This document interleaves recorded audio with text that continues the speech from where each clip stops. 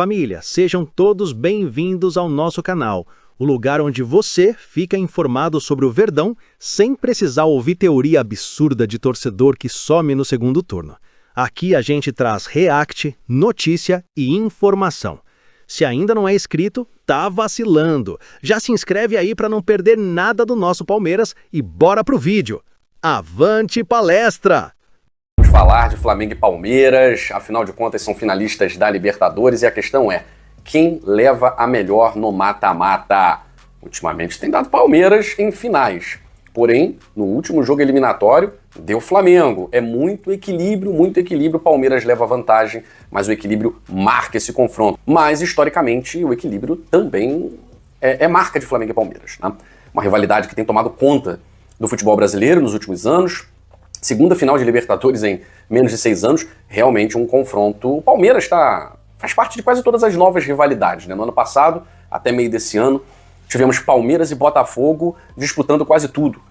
E aí até nas oitavas de final de uma Copa do Mundo de clubes, Palmeiras e Botafogo se enfrentaram. Flamengo e Palmeiras já vinham desde 2017, 18, 19, 20, 21, vinham brigando por títulos, né? E agora, mais uma vez, segunda final de Libertadores entre Palmeiras e Flamengo em pouco tempo.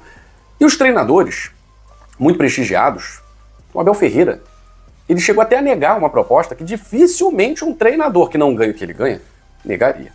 O Nottingham Forest, do desequilibrado muitas vezes, né, apaixonado até demais, o malucão Evangelos Marinakis, que demitiu o Postecoglou, treinador grego, com menos de 2 meses de trabalho, né? O cara não chegou nem a 10 jogos. E isso, é claro, causa uma incerteza no próximo treinador que vai assumir um trabalho. Alguma coisa grave deve ter acontecido, porque o Nuno Espírito Santo ficou um tempo lá, conseguiu desenvolver um trabalho, acabou demitido e não vinha entregando. Mas o Abel Ferreira recebeu uma proposta de um clube da Premier League, de um clube que ficou bem na Premier League do ano passado, disputa uma Liga Europa. Então o Abel Ferreira, ou ele está esperando uma cartada maior, ou realmente ele não quer sair do Palmeiras. Ele até comentou, né, que tem proposta de tudo que é lado, não sei que lados são esses, mas vindo da Premier League, já se imagina que ele possa ter propostas ao final da temporada do futebol brasileiro, do futebol italiano, do próprio futebol português, né, não mais para o Braga, não mais para equipes menores, mas para as equipes de frente, né, aquelas que brigam por título mesmo. E o Abel Ferreira já se provou aqui no futebol brasileiro. A Leila Pereira quer mais 2 temporadas com o treinador português. Ele disse que não precisa assinar contrato nem nada, que para ele a Leila sabe muito bem o que ele pensa, que contrato de boca para ele já vale. Só que o futebol europeu, ele promete algo que o futebol brasileiro já não pode prometer para o Abel Ferreira, que é subir de prateleira. Por enquanto o Abel Ferreira ele não sai do Palmeiras por isso, ele ostenta, né, ser o melhor treinador do futebol brasileiro há temporadas. São várias temporadas seguidas, se provando, se testando e vencendo esses testes. E mais uma vez o Palmeiras, líder do Brasileirão, finalista de uma Libertadores, pode pela primeira vez na sua história conquistar aí os 2 torneios mais importantes, Libertadores e Brasileirão. Ano passado o Botafogo conseguiu isso, em 2019 o Flamengo também conseguiu isso. Depois não, antes disso só o Santos, na década de 60. E o Palmeiras pode sonhar com isso, está muito perto. Felipe Luiz, que é um treinador, não tem o gabarito de um Abel Ferreira, passa muito longe disso, mas soube não inventar ao dirigir simplesmente um dos elencos mais fortes do Brasil. O problema dos treinadores que passaram pelo Flamengo é que eles quiseram deixar marca.